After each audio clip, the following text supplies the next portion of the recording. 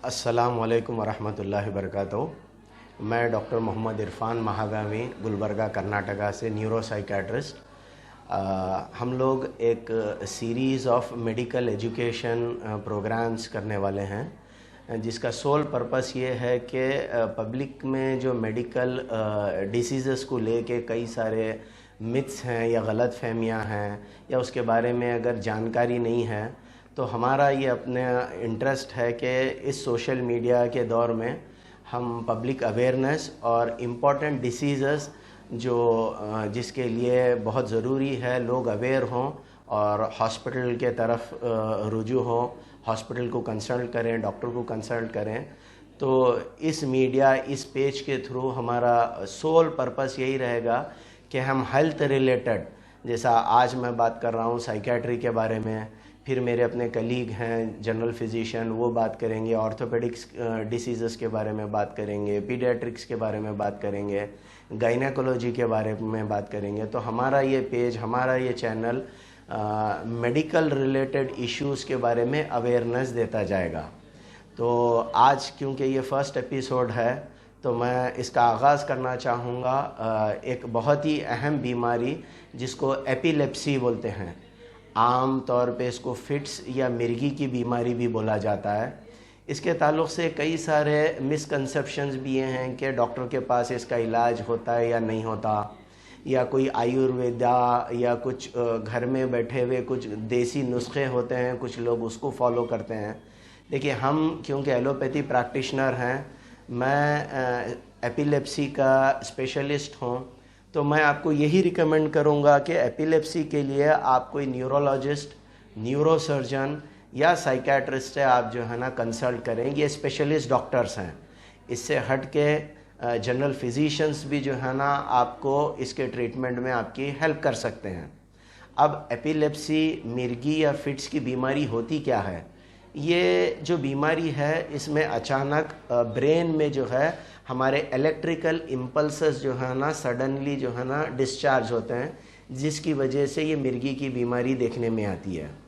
इसके कई सारे वजूहात हैं। जैसे मिसाल के तौर पे जो है ना, अगर कोई इंसान शराब पीता है, शराब का आदी है, और एकदम से वो ये चाहता है कि मैं शराब छोड़ दूँ, तो शराब इमीडिएटली छोड़ने की वजह से आप उस इंसान में देखेंगे कि फिट्स आते हैं।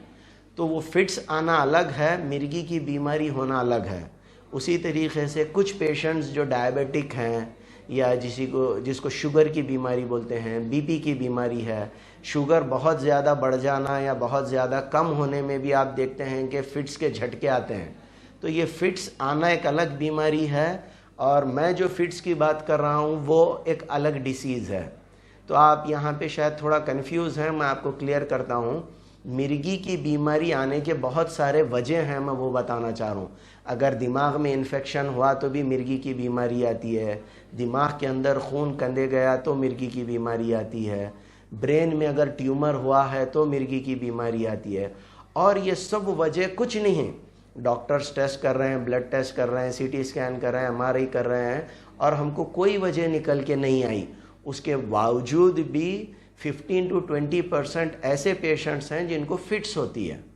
तो हम यहाँ पे ये कंफ्यूज नहीं होना कि कुछ भी प्रॉब्लम नहीं है तो ये फिट्स क्यों हैं, इसके लिए आपको जो है ना एलोपैथी इलाज की ज़रूरत नहीं है, ऐसा जो सोचना है ये बिल्कुल गलत है। तो फिट्स की बीमारी वजह होने के बावजूद भी होती है, और कई सारे केसेस में हमको वजह पकड़ में नहीं आती, मगर पेशेंटों में फिट्स जैसी कंडीशन पाई जाती है। और फिट्स की एक किस्म है जो इंसान बेहोश होता है, मुंह से जो है ना कफ आता है, ज़बान कतरे जाती है, और इस किस्म से जो है ना हाथ और पैर में जो है ना उसको झटके होते हैं। वो झटके जो है बमुश्किल 1 मिनट से लेके 10 या 12 मिनट तक जो है ना नेचुरली ये झटके होते हैं, और इन झटकों को हम जो है ना फिट्स बोल के बोलते हैं। अब आइए आप इसके इलाज के तरफ। फिट्स के लिए बहुत सारे जो है ना अल्हम्दुलिल्लाह रिसर्च किए हुए मेडिसिन अवेलेबल हैं। कुछ पेशेंट्स को कोई दवाई लगती है, कुछ पेशेंट्स को कोई दवाई नहीं लगती है, तो हमको चेंज करना रहता है। और एक मर्तबा जो दवाई पेशेंट को सेट हो गई, उसके बाद उसका इलाज इन केसेस में जहाँ पे कोई वजह नहीं पाई गई है, तो उन केसेस में 3 से 5 साल का इलाज है। और जहाँ पे वजह पाई जा रही है, मिसाल के तौर पे हेड इंजरी हुई, शराब के छोड़ने की वजह से है, बीपी के बढ़ने या शुगर के बढ़ने या कम होने, जो मैं वजूहात गिनाया हूँ, उन केसेस में 1 हफ्ता, 15 दिन, 1.5 महीना वो डॉक्टर डिसाइड करते हैं कि उन केसेस में कितने दिन आपको फिट्स का ट्रीटमेंट करना है। सिर्फ वो केस की बात कर रहा हूँ जहाँ पे वजह निकल के नहीं आई है और फिर भी हमको फिट्स दिख रहा है, तो वहाँ पे आप अपने एक्सपर्ट डॉक्टर की ओपिनियन लीजिए। स्टैंडर्ड जो है ना ये है कि कम से कम 3 साल और ज़्यादा से ज़्यादा 5 साल जो है ना हमको इस बीमारी का इलाज करना है। और एक गलती जो देखने में आती है कि 5 साल हो गए, सडन पेशेंट क्योंकि बस हो जाता है, अरे इतने दिनों से मैं गोली खा रहा हूँ, तो पेशेंट सडन मेडिसिन स्टॉप करता है। सडन मेडिसिन स्टॉप करना नहीं है।